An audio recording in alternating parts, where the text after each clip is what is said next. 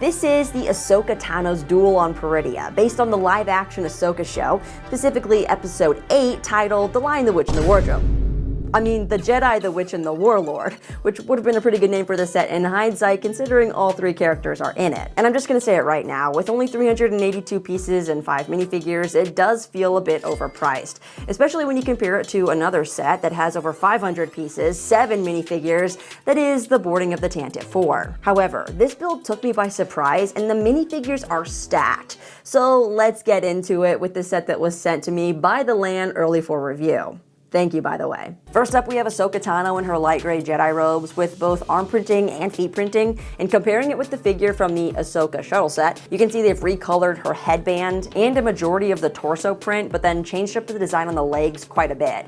Now, it's a noteworthy change in her clothing, which symbolizes her growth and connection to the Force, similar to how Gandalf the Grey transformed into Gandalf the White, so to have both Ahsoka variants as minifigures is very cool. Oh, and while we're on Lord of the Rings references, you can't miss how Thrawn's ship is called the Eye of Sion, which sounds a lot like Sauron. Up next, let's take a look at Morganelle's Beth, who was also previously released in this E-Wing and Starfighter set, and this version uses the same torso and hairpiece, but instead of a skirt, we get legs, and we get an updated face print showing the Gift of Shadows marks on her face. That, or she's Catholic and it's Wednesday. She also carries the Sword of Talzin, aka Mother Talzin, which is in this green piece, which looks really cool. And oh my god, if you aren't excited about this art-loving Admiral with dual molded legs, are you even a Star Wars fan? Don't answer that. Pretty much everything is different, most notably the color of his blue skin, which is a lot more accurate to the Chiss, because this darker blue is more fitting for the Duros species like Cad Bane.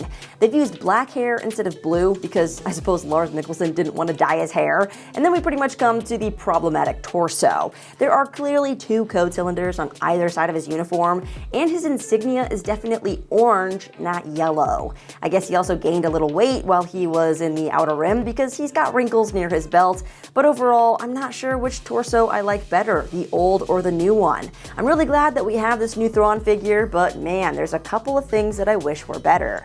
As for the Stormtrooper, well, this is a zombified Night Trooper with these weird red tape marks to kind of show that they're different. I love the zombie face print underneath showing the Night Sister magic in those green eyes, but it does feel a little bit cheap that we only get one of these very disposable enemies. I suppose he just doubles as 2 bad guys because he can come back to life. The missed opportunity here was to give us the dual molded gold helmet and a few print updates to make Enoch the captain of the guard. I don't love these updated Stormtrooper helmets because they kind of look like the Peter Griffin version, but I'm still glad he's in the set. And lastly is Ezra Bridger as a full-grown tan man, no longer this little 14-year-old whiny kid. He's mature, he's one with the Force, and the Force is with him.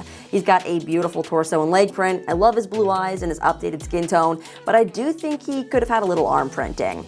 And now that we've talked about the figures for an hour, let's take a look at the build because there's a lot more than meets the eye.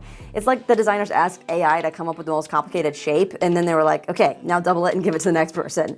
These 2 sections are connected by a clip and a ball joint, so you get this circular angle. And there are also 3 circles on the platform that all spin, giving you some pretty cool dueling features. Also, I've never seen this angled tile piece before, so that was pretty cool. All 4 of these spires are connected with clips and even have gold bars attached to the backside just to make it a little bit more displayable from all angles. The sticker sheet for the set, though, is huge, and it doesn't really make sense to print most of these pieces because that would just jack up the price, and then when you get some printed and some stickered, it just doesn't really make all that much sense. The only stickers that I really had an issue applying are on these curvy elements, but other than that, I didn't have much trouble. The last play feature is this springboard on the back to launch figures into the air. Ooh, that was a good one. But what I really think they were going for here was this big leap that Ezra makes to jump onto Thrawn's ship. But, you know, the springboard tray is just so tiny, and that's because he needs the power of friendship to make the jump. So unless you have the Ahsoka's shuttle set that includes the Sabine Wren minifigure, Ezra ain't going too far on this.